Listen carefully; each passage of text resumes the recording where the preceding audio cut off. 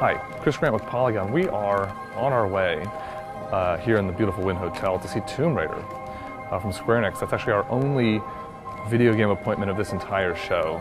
We're here to see the multiplayer mode. This is the first time they're showing it off. They're showing off on Xbox because they have a fancy new controller to show us. Game comes out March 5th, so they've got a couple more months to wrap it up, and we're going to go see what they have to show us. The project basically came to light about 2 years ago. Tomb Raider as a reboot had already been in existence, and Crystal really wanted to do a multiplayer component, but they didn't want to fragment their team. So they looked at other opportunities within Square Enix, and Eidos Montreal had, first of all, there's a big pool of talent in Montreal.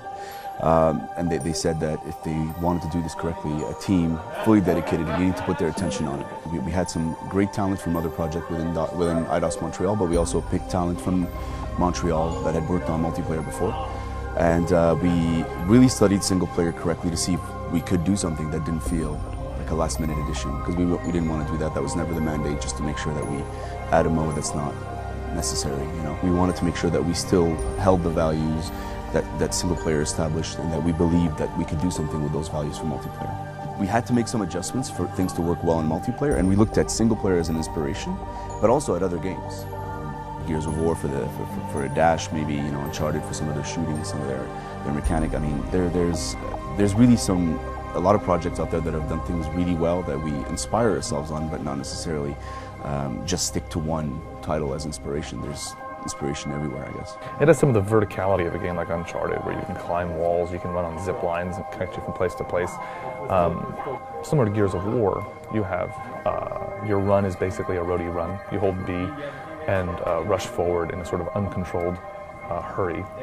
There's also events. The event we saw, which could be triggered by either team, is a windstorm. And when you activate the windstorm, you can see your teammates. The other team can't see much of anything.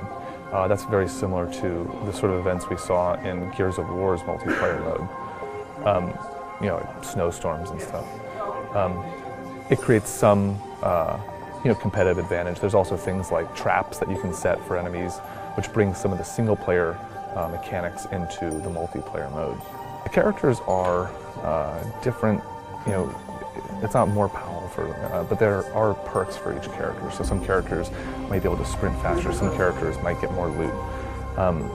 You also get upgrades as you play. So, like every multiplayer shooter out now, you have rewards. You can upgrade things. You can upgrade your bow to shoot faster, have napalm shots. You can get bigger clips for your guns.